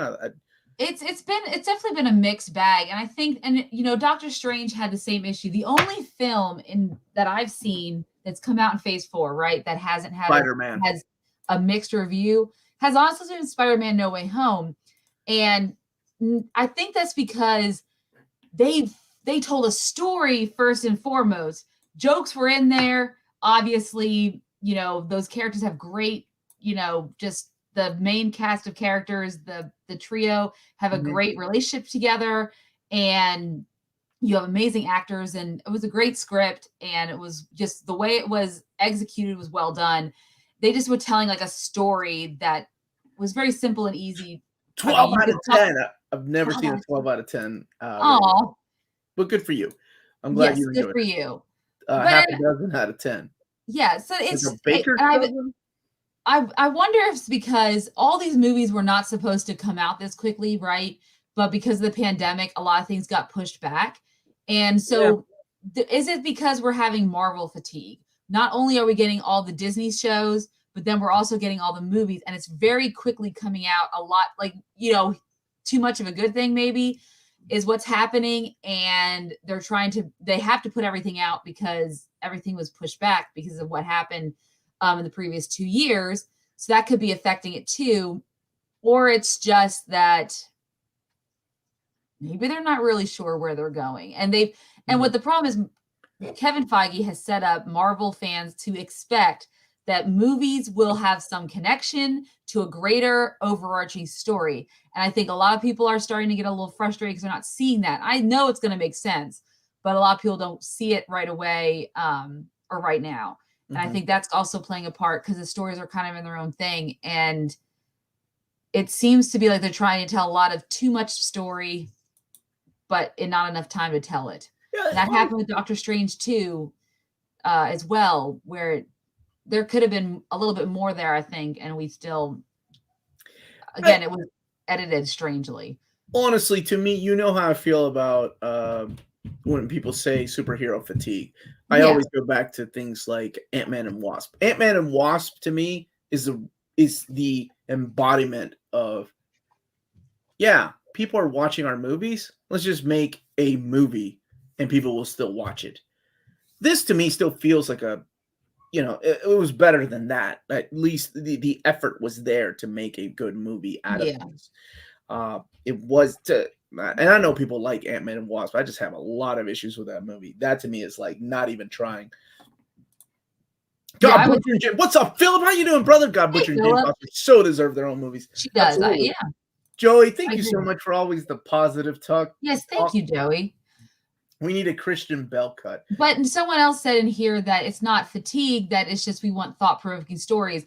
And that's true, because then I just watched The Boys season finale today, and I was like, oh my gosh, I really need to get to why is this the season finale? I'm so excited. We should definitely talk about that sometime. Yes, definitely. Luke, take your Paul Rudd hate somewhere else, man. Well, no, I'm never. I'm talking about Ant-Man. Was it really that bad on Ant-Man and Wasp? Because we really need to. We should. We have. So there are a couple of weeks where we don't really have a lot coming out as far as movies and TV shows. Because I think She-Hulk doesn't drop until August 1st. So we might be having to do some Was It Really That Bad episodes on Fridays. So Ant-Man Wasp could be on the list because So Omar talks shitty. about it all the time. But put your money where your mouth is and rewatch it. That movie sucks. I don't care what anybody else says. I hate that movie. Yeah. So sadly, I guess I wanted more from this because we have. I feel like we have the Disney shows now, and they're set up almost like movies in the way they're filmed with the first, second, and third act. Right, like especially things like Moon Knight and Miss Marvel, where they're 6 episodes long, and usually in that third act is when we get the. In this, it felt like just one long linear movie that didn't really have that. I don't know. Like we didn't have the rising action to the denouement, and like we were missing some stuff. It's just it was just there. I mean, holy crap! Like, and it's so hard to forget that I was once, 10 years old, and to see a Thor movie in the movie theater at that, oh my God, and 4 Thor movies, get the hell out of here. That never would have happened in the 80s. I mean, we had made for TV crap movies like The Trial of the Incredible Hulk, which wasn't that bad. But you know what I'm saying? Like, I forget. It's hard to forget to be that kid and not be excited about these things being in the big screen. People have no idea how lucky they have it growing up. Now I can sit here and bitch about Thor Part 4. Like, that's insane. I'm here talking about, it didn't live up to my expectations because it was missing all these little parts. To be 10 years old, 10-year-old Omar would have been smacking my face around going, what the hell's wrong with you? It is Thor in the movie theater. You should be and still sitting in the movie theater watching it, if you take it for what it is and enjoy the laughter and enjoy the action, those elements, you'll definitely find some of those elements and really enjoy the film. And it's just if you're wanting a little bit more, then that's where it kind of runs low. Give me a second. I still think people, when they talk about the post Endgame stuff, Duck, what is she doing? Hiding? Yeah, so I think there's this thing with like people talk about the post Endgame era that none of them have delivered, the Phase 4 era of Marvel, and I feel like it's not being delivered because we don't have that vision anymore. I think Kevin Feige's kind of stepping back and letting the directors run with it. When there's really nothing wrong with that. But I feel like the directors also have to have some kind of vision, some kind of end game, if you will. What the hell just happened here? What's happening? Sorry. So I got a message saying that my battery is running low on my PC. Oh, gotcha. And it's my daughter was playing under here earlier and had actually pulled apart the cords. Don't let the kids play with your David, battery. you didn't like Batman? Like the Michael Keaton Batman? I thought it was great, even though I never understood to this day. It's go ahead. You ever dance with the devil in the moonlight? What the hell was that, Jack Nicholson? What are we talking about? Yeah, it is funny where you're talking about how there's Kevin Feige, they're giving the directors more control when people used to complain that the directors didn't have nearly enough control, right? That's why some of them walked away from projects like Ant-Man. Like Edgar Wright, for example. I mean, even Scott Derrickson most recently walking away from and he has now like Black Phone comes out and everyone's like, oh, this is a great horror film. Which I do want to see that actually. You don't like horror. Fantastic. How are you going to see that? With your eyes closed? Yep, the whole time. But I will know it's a good movie because that would be a good watch along. Watching a horror movie with Amanda. Like I listened to it, so it'll be a good one. I remember the closest to a Thor movie we had back then was Adventures in Babysitting. Oh my God! And that was who? That was the Kingpin, who apparently is back. Yeah, I have those updates. We can talk about. We'll talk about those updates. Talk about Thor. I don't know where to go. Welcome back, Amanda. These people Thank missed you. you. Yeah, sorry, I didn't want. You were gone. I just had to replug my computer battery in properly, or else you guys would have. Yeah, then I would have lost everything. Everything. When I was a kid, DC was cleaning up at the movies. It's why first Spider-Man and X-Men gets extra points for me because it was such a cute shift. I love the first X-Men and the first Spider-Man movie. I thought they were great. Yeah. Wish Marvel would start investing in some animated movie releases on D+ for popular stories. That would be cool. Well, we'll talk about their animated stuff in a second. They are going towards Secret Wars. I've heard that, but I've only heard that when the Russo brothers were like, "Oh, the only way we'll come back is if we do Secret Wars." That's what I've heard too. But they've That's gone all on and they got the Gray Man coming out. We did see the trailer before this movie, so we know it's coming on Netflix and limited theater release. Yeah, can we do that? Watching horror movies with Amanda? Yeah, that will be a Patreon exclusive. We should make that a Patreon. I'll watch a horror movie. All she'll do is curse. Do it on Discord. Cover her eyes the entire time we're watching this horror movie. You could pick the horror movie. Maybe I shouldn't have said that. Oh, I'm definitely picking the horror movie. What was our rating? Ladies first. 6.5 out of 10. 6 out of 10.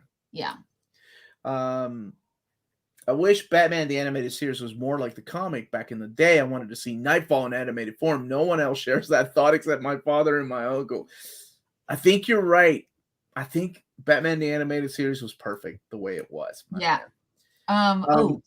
Cody said, was it really that scary? So we did do House of Wax. Is that the one with the titty play? Yeah. We did do House of Wax. And it was really hard for me even to watch that because the jump scares get me. So it's a terrible movie. Even jump scares in that movie. Paris Hilton, nah. No, that wasn't House of. It was Deathbed. Remember that? That's the one with the titty. Deathbed. I remember that movie. That was the most. So I watched. It's hard for me even to watch that stuff just to say is it a bad movie. Why did we do House of Wax? Oh, because we did it for Halloween. Yeah, it was like Halloween or something. I don't know. I'm having a deep conversation with your daughter about which world we want. What? Oh yeah, my daughter's saying that identify with and Turning Red. Okay. Oh yes, I know. I identify with that girl in Turning Red so hard because you all don't want to see I didn't draw. I'm not a drawer, but you don't want to see my erotic NSYNC fan fiction when I was 13 because it is intense and I knew nothing of what I was talking about. What kind of segue was that? Oh, just what she was talking about. I heard Amber heard Spoiled Aquaman. Good. That's hilarious. Right.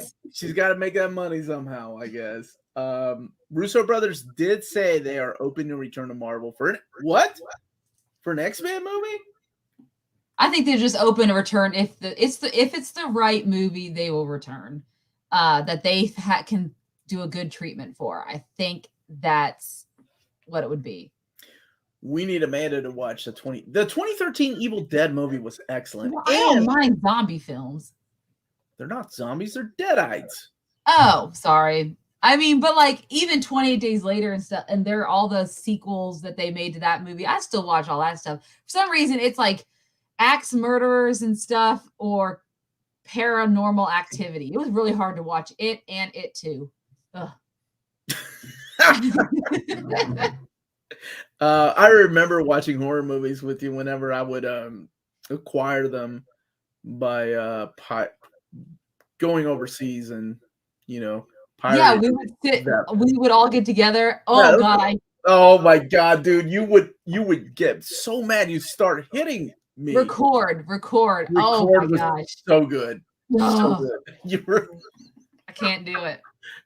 I remember Melanie getting mad at my brother for the death in It at the very beginning, the little kid. Oh, I cried at that. I was sitting in between like Melanie and his brother, and I just started crying. I wasn't expecting it. I just had a baby. It was a big thing. I love the comics in the late 80s and expected that in the show. I was highly disappointed. Yeah, I've tried but can't get it. So you're not a fan of Batman the Animated Series, huh? That was okay with two different things. I mean, that's what happens with the movies. Russo brothers returning to adapt Onslaught might make Omar give it. Yep, I'm done. I'm out of the MCU, man. They adapt Onslaught. I really don't want another X-Men movie. It should be full ensemble cast, 22 episodes on Disney. But Hayden, they wouldn't get their money. They would have to. I mean, X-Men is a hot commodity.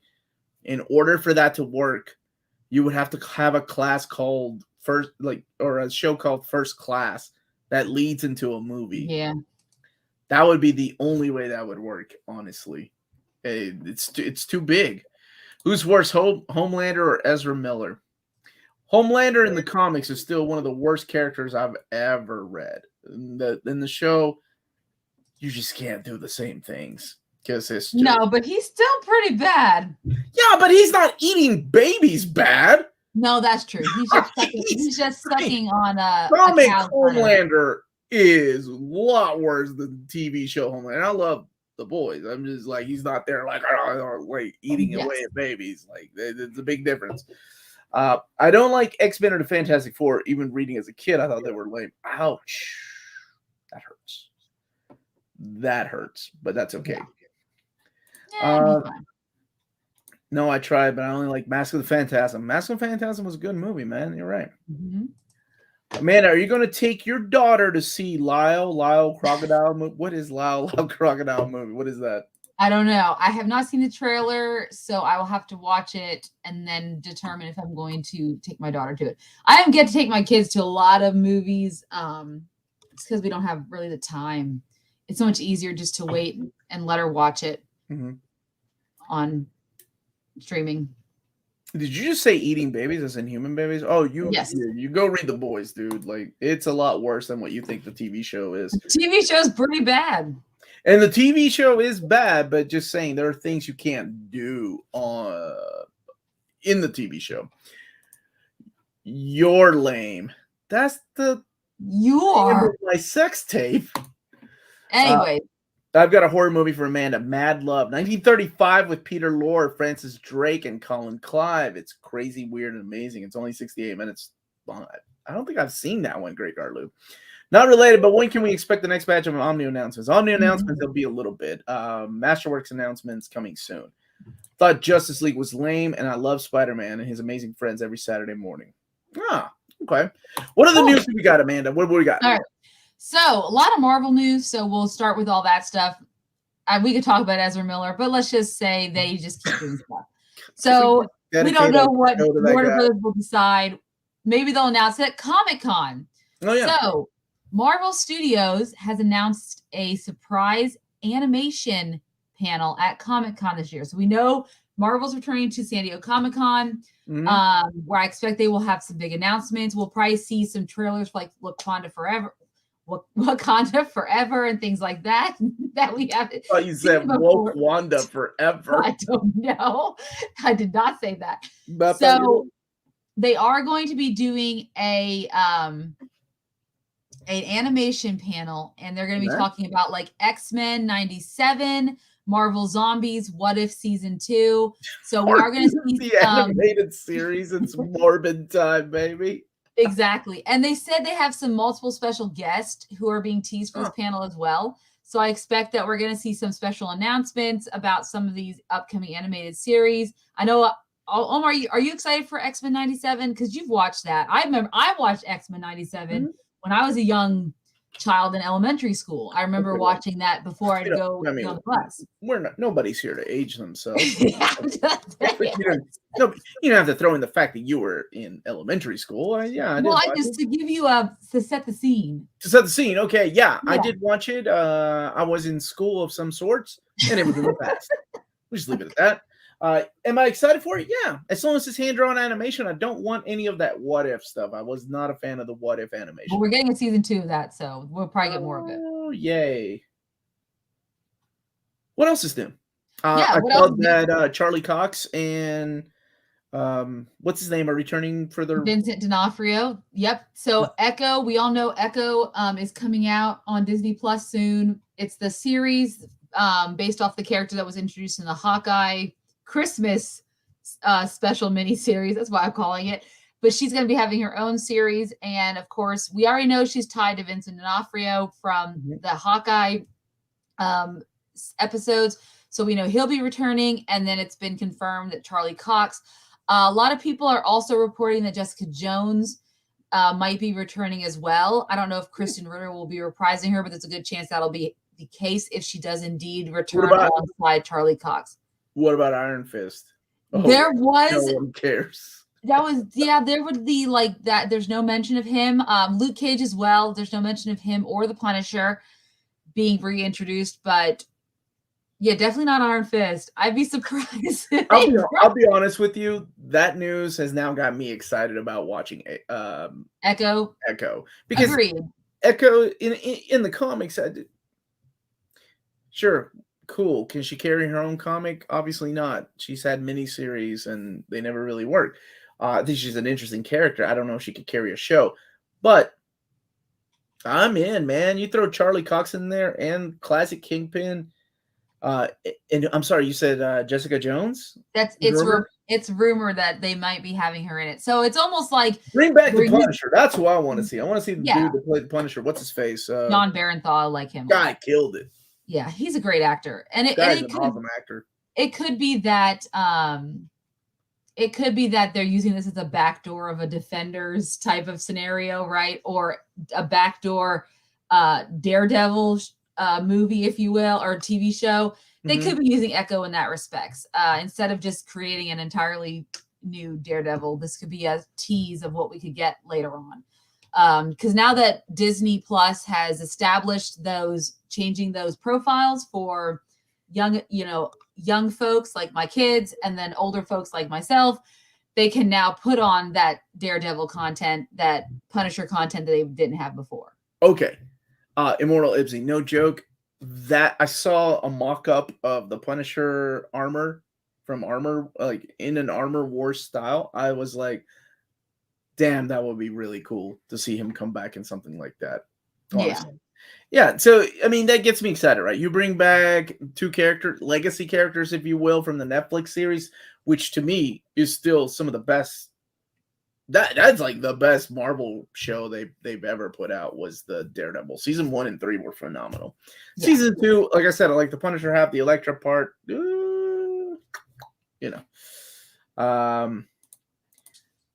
Let's see here. Way before Disney, Punisher used mercy bullets. He did from time to time. Put the new Iron Fist in Shang-Chi. So what else is going on? What do you expect? Here's the thing. I have a question for you. San Diego Comic-Con is only 2 weeks away. Yes. What do you want to see? What do you want to see leaked out of there? Because it's very like you can't bring cameras in. Like you got to. What do you want to see people talk about when they get out of there? Oh my God, Avengers 4 is coming. Or 5 rather. Well, so I want to see. So here's what I want to see. I want to see an actual trailer for Wakanda Forever. It is coming out. That's the next movie. So we have a nice breath of a breath right before the next movie. This coming out in July. Then this doesn't come out again. Oh yeah, I saw the Loki season 2 pics. Yeah. There's a good chance we'll get some cameos at the Marvel MCU panel as well. I'm assuming. I want to see a Wakanda Forever trailer be leaked and maybe some information on whether or not they're recasting him or what they're doing. Or some talks of what they announced there. I'd like to see them announce a cast of Fantastic Four and a director. Ooh. I think it's about time we get that. Just even if they announce the cast, because when you look at the list of movies, it goes Wakanda Forever in November, Ant-Man and the Wasp: Quantumanium in February, Guardians Volume 3 in July, and then you have Fantastic Four and a couple of untitled Marvel films. So you don't know what's coming up after that. So what about we're going to head into 2023 with what's our summer movie and what's our December or our November movie? Like what's happening? Yeah, we don't know yet. Right? So I'm hoping Guardians 3 is next year, right? Guardians 3 is in May. So it's taking the release date that around the release date of what Doctor Strange had this year. So we have the Marvels, Guardians 3. Am I missing one, or is there Quantumanium, your favorite movie? Well, it could be because Kang. It could be you. It could change your mind about Paul Rudd. Do we know the date of that? Huh? Do we know the date of that one? Ant-Man comes out. Ant-Man's the next movie after. Oh, really? Black Panther. That's okay. February 17th. So that's the February timeframe, right? And then Guardians is May, and then Marvel's is July. So then we don't know what's coming out in the winter or the fall winter timeframe, where Black Panther is for this year. So that's where I want them to announce a Fantastic Four. I want Blade. They oh, that's true. Blade I forgot about Blade. 3 years ago. 3 years ago, right. We've been talking about Blade. Give me Blade. And we already know the cast too, so maybe that is going to be the next film. But I still would like them to announce a Fantastic Four cast. I don't know if they'll do Fantastic Four, but 2024, we don't know. Well, yeah, and things have changed, right? Like with movies, they used to be that they would never. If you were releasing a movie in November, December, that movie was going to just fail. These were summer blockbusters, but honestly, superhero movies have changed that. Now it's like, Oh, hey, yeah. let's release it then. Did you? What do you? Okay, let's talk about this really quick. What do you think of the leaked pictures of Namor? It's a different take on him, but it still looks like Namor to me, just more like a Aztecan, warrior rather than Namor. Atlantis. Yeah, Atlantis, I guess. So I'm assuming that it's still going to be an underwater, like, because we don't know, Atlantis could be anywhere, right? Yeah, we don't know where Atlantis is. Well, It is people claim they interesting know where if it they're went. going to be, if their arch nemesis is Wakanda, and I'm thinking in geographical locations, it's an interesting like why they'd be arch nemesis. But I don't know. What are your thoughts on it? How do you feel about it? I'm okay with it until I see where they're going to take that storyline. I want to reserve my, what a horrible decision until I actually see what they plan on doing with it. I think when it comes to movies, I'm okay with them taking, a different take with these characters. I've never been a stickler for like, oh, Wolverine has to be 4'5" and super hairy. Hugh Jackman killed it in that role. So as long as the actor is good, sure, why not? Like Samuel L. Jackson was not my Nick Fury growing up. Grew up with like a David Hasselhoff type of Nick Fury. Oh, he left again. So to me, they don't have to look the way they do in the comics, right? Unless, of course, it's part of their origin. But again, it's movies; they could change that up if they wanted to. Yeah, so I'm okay with the change. I guess there really, honestly, there really isn't a Latin superhero that's popular enough. Who the hell are they going to use? La Bandera, White. What's White Tiger? I mean, any of them that might be Living Lightning. It's not like we have them, and it seems like it's true. There seems to be a need. I'm not saying I'm agreeing with this, but there seems to be a need for representation in movies, right? We've seen it with Shang-Chi.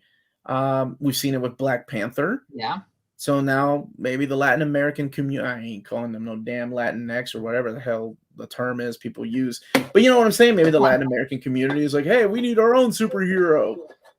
Growing up, we didn't, I had the damn living lightning. So I guess if you're going to change a character and it's a huge character like Namor, the first mutant, I don't know if that will be in the comics or in the movies or not. El Muerto. I forgot about El Muerto. Yeah, they did say that they're doing a movie, right? Sony's doing that. So I'm okay with them changing Namor, whatever. I know people are pissed. Not everybody, but there are some people that are pissed that it isn't the origin of the comics. But to me, they don't have to stick to the comics rule. I'm okay with that. It's a different genre, right? It's definitely a different thing. So we'll see. I don't know if the guy's a good actor. I don't know if it's how it's going to look on screen. He was good in Narcos, so yeah. Oh, was he in Narcos? Okay. That's where, yeah. Oh, thank you so much, Gus Buzz, my buddy Joe, who I will be staying with at New York Comic Con. Me and him are bunking up together in one bed. Nice. So reminding everybody to hit that like button. Thank you so much, sir. So what about like Disney Plus series? Because I know that, after. Oh, yeah, we talked about movies. What do we want to see from Disney Plus series? Obviously, we're probably going to get a trailer to Loki season 2.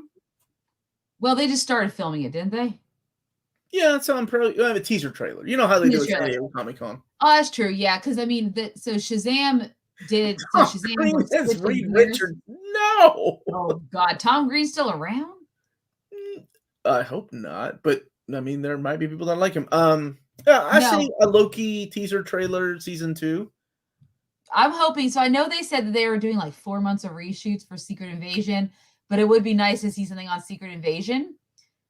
Because and Armor Wars, because those two are things that I would assume have been filmed or filming, almost done in some type of post-production. And I like to see something on that, haven't they? On both those, yeah. With minus the leak of Emilia Clarke being in Secret Invasion. So minus that leak, we haven't really heard hide or hair of what is going down in it. So do we know who she's playing? No, there's been speculation. I think we even talked about that in one of our earlier Yeah, shows. the speculation I saw is that she was playing the Skrull Queen. Yes, I think that was, yeah. But why cast somebody like Amelia Clark to be a Skrull Queen unless, because the Skrull Queen has makeup on. Like, Yes. I don't know. I have my thoughts about that, but they're long and boring. So, Yeah, but yeah. yeah, somebody mentioned Guardians Holiday Special. That's There we go. December. Yep, that'd be cool to see some of that. That's what we need to see. What about you? Yeah. What kind of things do you want to see from the San Diego Comic-Con as far as D plus, Disney Plus? I really want to see something on Secret Invasion. I'm really interested in that property. Also, I know they've teased Agatha House of Harkness. I like to see if they actually have done any filming and what to expect, because it's, we know she's, it's interesting. Where are we going with that character after WandaVision? So I'm really interested to see how that story is going to play out and what they're exploring with that. And yeah, Ironheart. I really want to see some Ironheart, mainly because I want to see if Iron Lad shows up in it. You ain't giving up on that. I'm never going to be over that guy. I love it. He can be Nova.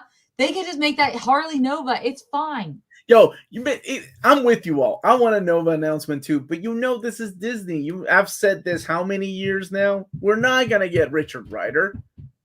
We're gonna get Sam Alexander because he's half Latino, and if you want that representation that I was talking about earlier that Disney wants, then you gotta go with the half Latino kid.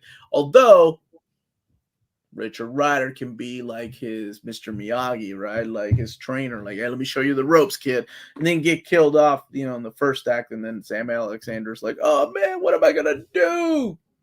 But I don't mind Sam. I think he's a cool character. But Richard Rider's my childhood. So, of course, I got to go with him. I'm trying to think of what else was announced and what else was leaked.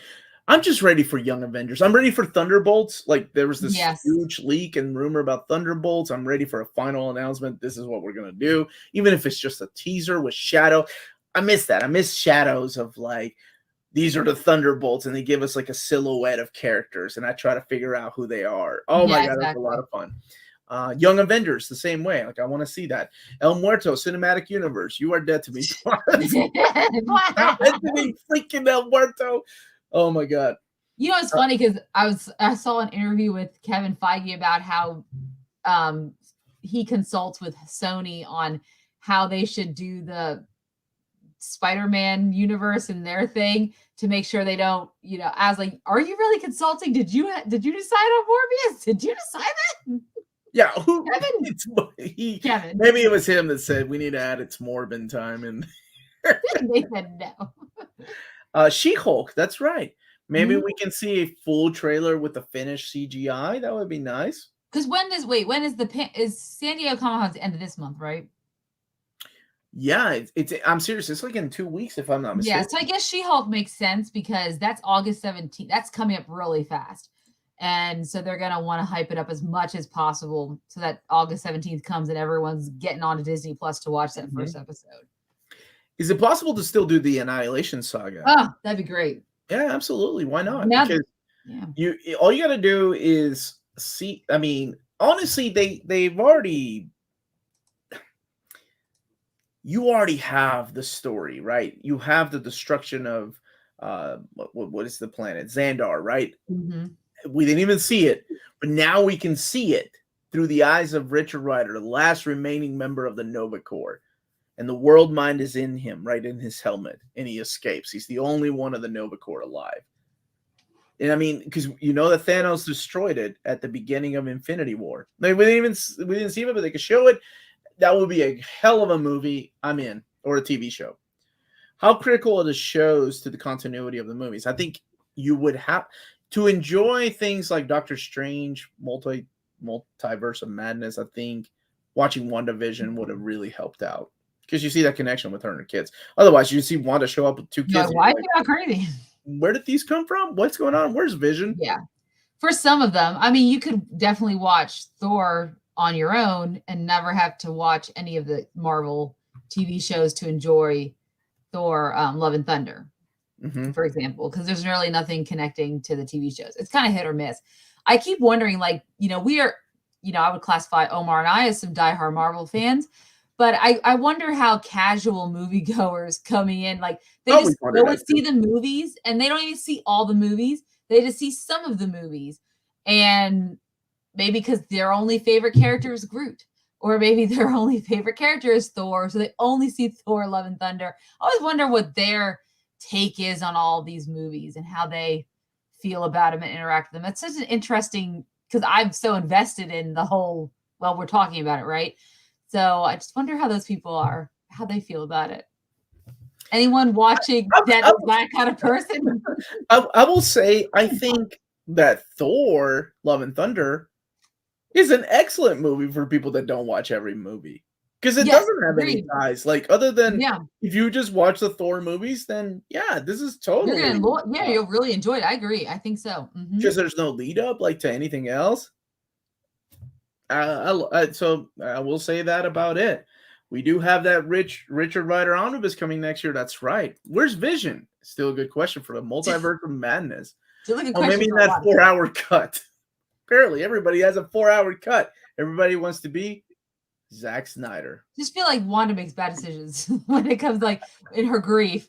When she was grieving, she created her own vision, and then when she's still grieving, she found her own children. It's like it's just Judge me all you want, but if No Way Home can adapt one more day, I want to see them adapt Clone Saga and yeah, give it Ben and Kang.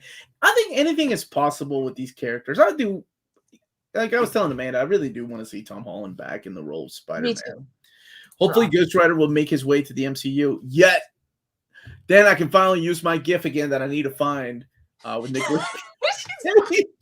Damn. Oh no, it's down here. I'm sorry, it's the wrong. Yeah, it was down there. He was digging for that national treasure down there. I gotta find that gift. Why did Wanda want her fake kids back, but not Vision? Because anybody that has kids will tell you that your kids are more important than your spouse. I mean, agreed. I mean, you love your children more. No offense to my wife, who's probably still watching this. And my husband is over here. Yeah. And she, and I would expect the same from her. If it came to a burning house and she can only save, my kids or me, then her ass better be saving me, because I'll save the kids later on. Just saying. Not even Strider. Strider, go find your own way out. You're a dog. You could do it. No, I'm just kidding. She better save the kids. I mean, that's just the way it is. I think every parent's like that. Yeah, agreed. Petition for a Disney Plus show about Melissa McCarthy. No! Shut up. Oh, I loved when she showed up, because I don't know if you guys know Omar's relationship, love-hate with, is it a love-hate with? No, it's just a hate-hate. It's a hate-hate. Or Octavia Spencer, and that Thunder Force was on Netflix. How did we not review that movie? That's like my personal hell. Like that. Yes, when she showed up, I was like, oh, Omar's probably dying a little bit inside. Fake kids, but they're not fake to her, right? Remember that line? It's so cheesy, I know, Black Sun. But she says, what did she say? Every mother uses magic to bring children into the world, or something like that. Something really goofy like that, but it actually makes sense, right? Like it made sense to me. Yes. Especially when her husband is a toaster. My mom was one of those people who just randomly watched Ragnarok and thought it was good and funny. Absolutely. When your mom is the target audience for something like this, right? Like Love and Thunder, I think would be great for your mom. Yes. Nicolas Cage multiverse Ghost Rider cameo. Yes. Hey, that man, you never say never. It still may happen. Yeah, maybe. I want to see his Superman cut. Good night, Omar. Amanda, I have to work late. Great stream. Thank you, buddy. She seems so powerful now. Why didn't she just create more kids? Because she wants her kids. Yeah. It's about the loss, man. I think. Don't want to make Wanda there mad. Will be one. What is that? How It Should Have Ended. That's YouTube channel. If they haven't already, they will do an episode of How It Should Have Ended. Doctor Strange Multiverse Madness, and that will be in there. He's not a toaster. He's a dildo. No, he's not. A dildo doesn't need batteries. Come on, Black Sun. Got to get the terminology right. What you're thinking of is a vibrating. Yes, of course. Or so I've heard. What about Ben Affleck as Daredevil cameo? Nope. I don't even want that. I want an Evanescence cameo in the multiverse. No, I would be okay with that. We talked about Kraven a little bit ago. Has there been any updates on Kraven? No, not since we've seen, we've heard that he's going to be an animal lover, which makes no sense. Okay, not animal lover in the sense of the biblical sense, but Yes. animal lover, like he really likes animals, don't hurt them. What else is he going to be? We know he's Aaron. Did I say Aaron? Not Aaron Johnson. What is his name? You're the one that knows this. You're right. Well, it's yeah. I'm right. It's Quicksilver. About you knowing this. Okay. There's also news about Madam Web, which has been around for a while now. I think at least a couple of years. Yes, that's correct. And I don't know what they're doing with that. I'm trying to get up here. Okay, the Marvel projects I look forward to the most are Guardians Volume 3, Ant-Man Wasp 3, for King Panther 2, for how Namor is Impossible Doctor Doom appearance, which is perfect scenario for post-credit. Oh my goodness. Yeah. Yes, it would be. I found that gift for you. And Secret Invasion, Fantastic Four, which needs to be astounding with a patent director. I'm still. Oh, thank you for the super chat. Thank you for the super chat, my brother. Duffer Brothers doing Death Note series. Usually I'd vomit at the idea, but given Stranger Things, I have a teaspoon of faith. Hopefully they will do well. I hope so too. Yeah. Craven, the environmental protector and not the hunter. What gift did you find? The last one. Yes. I couldn't see because thank you so much for what did you look at? We could ask. I'll ask you later. All I do is look up Nick Cage and Eva Mendes, and it pulls right up. It's like I just look Nick Cage and Eva Mendes gif, and it pulls right up. Emilia Clarke would be great as Jessica Drew, Spider-Woman, the real one, not the. See, I think that too. Like, why not cast Emilia Clarke as Spider-Woman, and then oh no, she's the Squirrel Queen. Right? We'll see where that series takes us. And it's Aaron Taylor Johnson. Was that okay? I said Aaron Johnson, but Aaron Taylor Johnson. Yeah, thank you. Yeah, is that the kid from Home Improvement? Yes. No, that's Jonathan Taylor Thomas, who I had a huge crush on. I don't trust people with three names. If Vision didn't exist in the Illuminati universe, Wanda should have found the equivalent of whoever fathered that universe's twins in the main MCU and made more. It does beg the question, who did she father those children with? That is true. What if it was Wonder Man, and therefore the Wonder Man series kicks off? I know there's rumors about Wonder Man. No Fantastic Four needed to be fantastic, not astounding. Also, I heard Olivia Wilde is developing a Spider-Woman. Yeah. What? Olivia Wilde? Oh, she's directing. Yeah, she's directing it. Yeah. Spider-Woman movie is in the early stages. I'm so disappointed the Duffer Brothers are doing Death Note. I was hoping they do something original. Yeah, I mean, Death Note's been done. And yeah. And on Netflix, I'm assuming, even though Netflix had that Death Note live action that no one liked with one of the Wolf brothers. Okay, I can't remember Nat or the other Nate. Yeah, the whole licensing and okay, so Marvel, the MCU cannot use Spider-Woman or any Spider folk, right? Mm-hmm. So Jessica Drew is out. Therefore, the news is that Emma Roberts has been casted as Jessica Drew for Madam Web. Okay, so Emma Roberts is casted as Madam Web. I don't know if she. I know she's in. I know she's in it, but I don't know if she's going to be. She came on at the end of last month, so that was just like recent casting. We already know that Sydney Sweeney, who is the is one of the girls from Euphoria, she's also been casted in the film as well. But they haven't commented on what she's going to be doing. Any idea who you'd prefer to play Dr. Doom? I think Amanda said Howard Stern would make a really good. No, apparently he's involved in a Dr. Doom project. DJ of Latveria, Dr. Doom. That's his shock DJ name. Oh my God! John Hamm, do you know how many fans would have a cardiac arrest if Dr. Doom in the movies is a shock DJ from Latveria, and that's his DJ name is Dr. Doom? That would be. people they wouldn't even finish the movie. They'd walk out of the movie all pissed off. Like I can't believe I did it. Oh man. Yes, I am ready for Thunderbolts as a series or a movie. That one could put Suicide Squad to shame. Very true. I like James Gunn movie Suicide Squad, but it wasn't awesome. I still don't think it'll have the rated R factor that Suicide Squad has, because I still think they'll keep it PG. I mean, honestly, I think they should take chances on that. We've seen Blade was a successful movie for its time. Deadpool was successful as a rated R movie. I like to see things like The Punisher or Thunderbolts. I don't know. I guess depending on the route they're going to go. Madam Web is Sony, of course. They have no idea what they're doing. They're building the Morbius universe, apparently, because Dr. Morbius just knows everybody. He's able to call Michael Keaton from another universe, and Miles Teller's Dr. Doom. No, Guy's great. After we saw Top Gun Maverick, which Omar and I finally did see, guys. We finally saw Top Gun Maverick. So good. Why didn't we watch it opening night? Why didn't we review that? We should have reviewed that ages ago. I could talk about that film forever. But Miles Teller, I feel like he deserves a redo now for Reed Richards. No. I love him. I'm okay with him so Doom. much. I like her with Dr. Doom. Even with a mustache. And between seeing that and then recently watching all of The Offer, I'm like, give me more Miles Teller. I want more Miles Teller. I want it all. Give it to me.